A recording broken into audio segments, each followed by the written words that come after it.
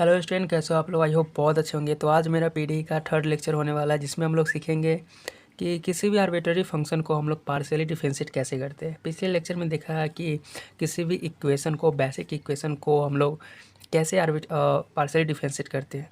Okay, तो इस lecture में हम लोग देखेंगे कि आर्बिट्ररी फंक्शन को कैसे हम लोग पार्शियली डिफरेंशिएट करते हैं। जैसे मैंने एक क्वेश्चन लिया है y बराबर एफ एक्स, तो इसको हम लोग बोलते हैं एफ एक्स को बोलते हैं हम लोग आर्बिट्ररी फंक्शन या फिर इसको बोलते हैं फंक्शन ऑफ एक्स। ये मेरा क्या है, y है, y बराबर एफ एक्स, इसको बोलते हैं function.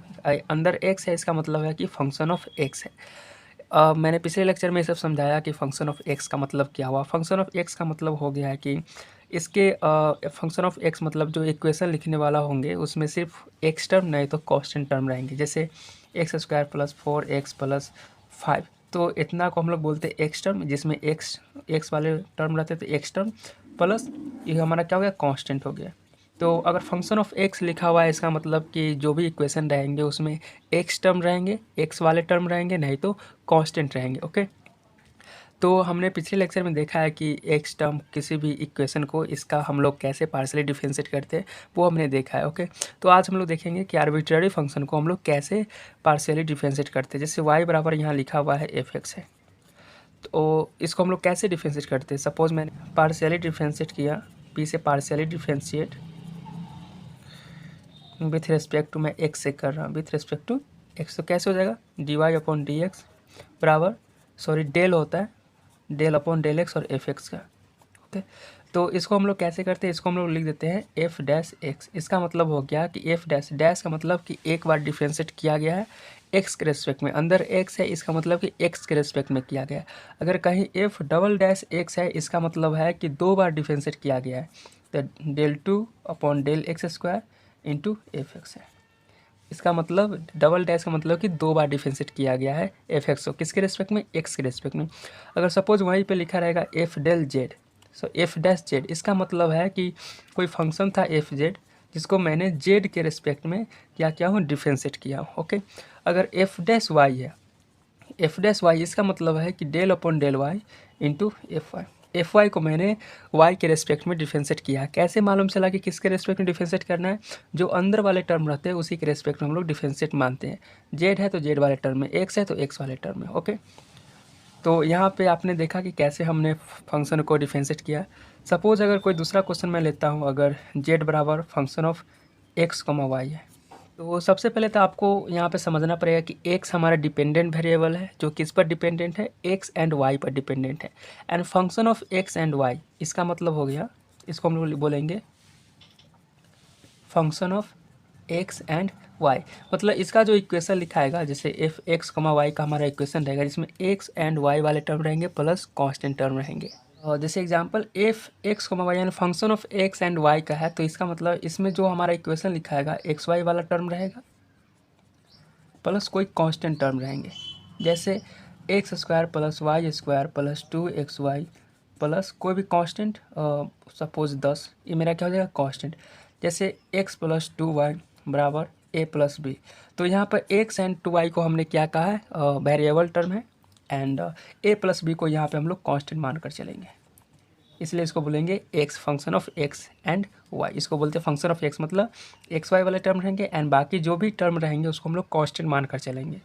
Okay, f x comma y को हम लोग ऐसे भी लिख सकते हैं, five x plus five y, मतलब कोई function of x and function of y plus function of x comma y, कोई function of x comma y रहा होगा। जैसे सपोज यहाँ पे मैंने लिख दिया ए प्लस बी, तो ए यहाँ पर अगर सपोज कोई फंक्शन था फाइव एक्स का, एंड बी हमारा क्या है, फंक्शन है सपोज ये भी कोई फाइव वाई का है, तो ए और बी यहाँ पे कांस्टेंट नहीं रहेगा, क्योंकि ए किसका फंक्शन है, एक्स का फंक्शन है, तो यहाँ पे ए एंड बी को हम लोग कांस्टेंट नहीं मानेंगे। ओके, ये ध्यान देने योग्य है कि ए अगर फंक्शन है फाइव एक्स का एंड बी भी फंक्शन है एफ वाई फाइव वाई का फंक्शन है, तो इसको ए एंड बी को हम लोग कांस्टेंट नहीं मानेंगे, क्योंकि ए बराबर क्या लिख सकते हैं हम लोग, कोई भी एक्स वाले टर्म हम लिख सकते हैं, एंड बी बराबर भी कोई भी वाई वाले टर्म हम लोग लिख सकते हैं। एक और एग्जांपल, जैसे मैं एफ एक्स कमा वाई बराबर लिखता हूँ x square plus 2x plus 4, तो ये भी मेरा function of x and y है, जिसमें ओनली एक्स वाले टर्म है, हो सकते हैं दोनों टर्म यहाँ पे y वाले टर्म नहीं है, लेकिन ये भी फंक्शन ऑफ x, y है, तो इसको हम लोग फंक्शन ऑफ x भी बोलेंगे तो कोई दिक्कत नहीं है। y वाले टर्म भी होना चाहिए था, अगर नहीं है तो कोई बात नहीं, इसको भी हम लोग फंक्शन ऑफ x y बोल सकते हैं। तो नाउ अब हम लोग देखते हैं कि z बराबर एफ एक्स वाई है, तो इसको हम लोग पार्शियली डिफरेंशिएट कैसे करते हैं। सपोज मैंने पार्शियली डिफरेंशिएट किया, पहले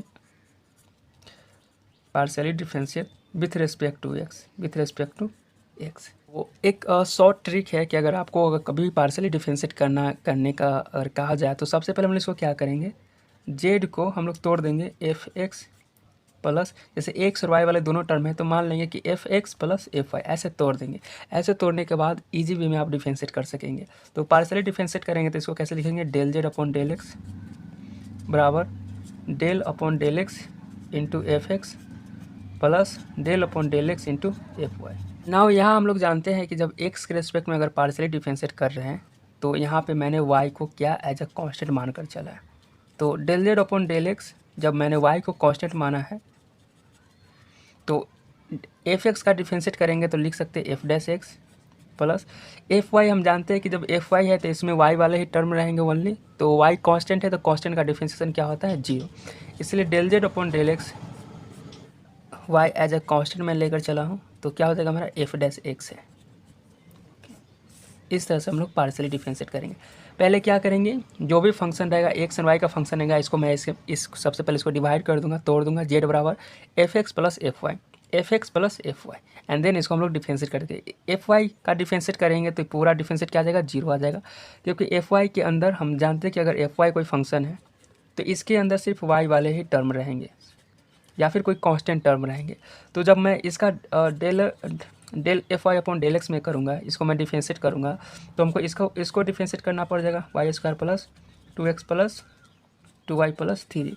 तो हम जानते हैं कि जब x के रेस्पेक्ट डिफरेंशिएट करते हैं तो अदर वेरिएबल यहाँ पर कितने वेरिएबल हैं, यहाँ पे 2 इंडिपेंडेंट वेरिएबल हैं, एक x है और y है। अगर एक इंडिपेंडेंट वेरिएबल के रेस्पेक्ट में कर रहे हैं तो दूसरा को हम लोग क्या मानकर चलते हैं, कांस्टेंट मानकर चलते हैं। तो यहाँ पे y एज ए कांस्टेंट, तो इसका भी डिफरेंशिएशन 0, इसका भी डिफरेंशिएशन 0, और ये तो कांस्टेंट का डिफरेंशिएशन 0 होवे करता है, इसलिए हम लोग del upon del x into f y बराबर 0 कह सकते हैं।